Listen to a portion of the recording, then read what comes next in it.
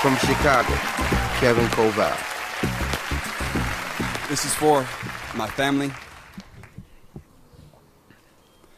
Family Feud. My mother asked if I've done anything patriotic these last days of white men pointing crooked fingers back at their own conscience. A flag, a ribbon, blood. Nothing have I done different except watch TV.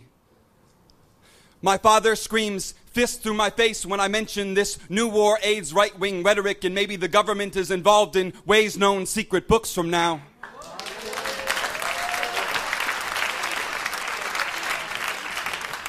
Six-Day War in 1967, he mentions later.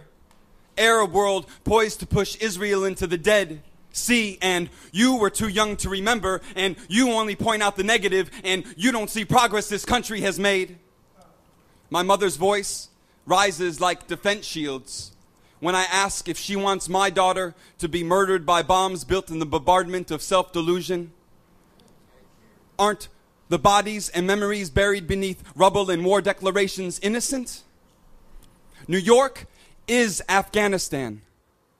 I tell her in language I haven't found yet. My grandfather, dead 3 years, returns. Between nihilism and clarity, says Ike and MacArthur are patriots. Why don't you leave this country if you won't lay truth down for it? Arab, mother, lover, you pacifist, goddamn humanitarian. 30 years earlier, my Uncle Stephen took manuscripts to Manhattan to move office mail and furniture rather than continue scraping his knuckles against his father's nearsightedness. My family says I remind them of him every time I open my mouth and dream.